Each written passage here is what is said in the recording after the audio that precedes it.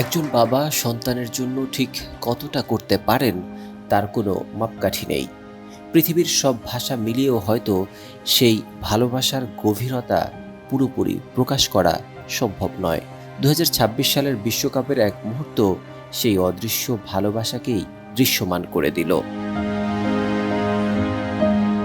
ইরানের আলীরেজা জন্ম থেকেই দৃষ্টিহীন, তাই লাখো মানুষের মতো সে কখনো স্টেডিয়ামের সবুজ ঘাস, ফুটবলের দৌড় কিংবা গোলের পর দর্শকদের উল্লাস নিজের চোখে দেখতে পারেনি। কিন্তু তার বাবা চাননি ছেলের পৃথিবীটা শুধু অন্ধকারেই সীমাবদ্ধ থাকুক। তিনি চেয়েছিলেন ছেলে যেন অনুভব করতে পারে ফুটবলের প্রতিটি উত্তেজনা, প্রতিটি আনন্দ, প্রতিটি আবেগ। তাই নিজের হাতে একটি কার্ডবোর্ড দিয়ে বানিয়ে ফেললেন একটি ছোট্ট ফুটবল মাঠ। তারপর ছেলের দুটি হাত নিজের হাতের মধ্যে নিয়ে শুরু করলেন এক অন্যরকম ধারাভাষ্য। বল কোথায় যাচ্ছে, কোন খেলোয়াড় পাস দিল, কে ড্রিবল করলো, কখন আক্রমণ এগিয়ে যাচ্ছে, সবকিছুই তিনি ছেলের আঙুলের স্পর্শে জীবন্ত করে তুললেন।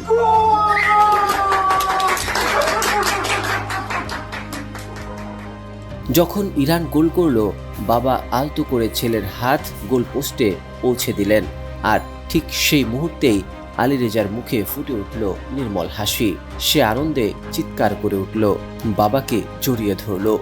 সেই হাসিতে ছিল না কোনো অন্ধকার, ছিল না কোনো অপূর্ণতা, ছিল শুধু একজন বাবার ভালোবাসায় পূর্ণ হয়ে ওঠা একটি পৃথিবী। সেদিন হয়তো আলীরেজার চোখ দিয়ে ম্যাচটি দেখতে পারেনি, কিন্তু সে তার বাবার হৃদয় দিয়ে পুরো ম্যাচটি অনুভব করেছে।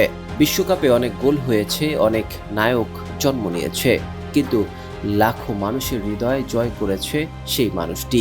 তিনি কোনো ফুটবলার নন, তিনি একজন সাধারণ বাবা, যিনি প্রমাণ করেছেন সন্তানের মুখে একটুখানি হাসি ফোটানোর জন্য একজন বাবা অসম্ভবকেও সম্ভব করে তুলতে পারেন।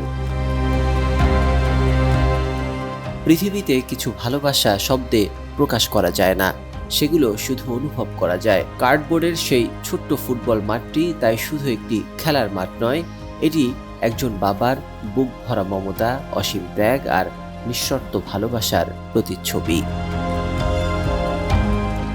সন্তান হয়তো বাবার কাঁধে ভর করে পৃথিবীকে চিনতে শেখে, আর বাবা শেখান চোখে দেখা না গেলেও ভালোবাসা দিয়ে পৃথিবীর সবচেয়ে সুন্দর দৃশ্যগুলো অনুভব করা যায়।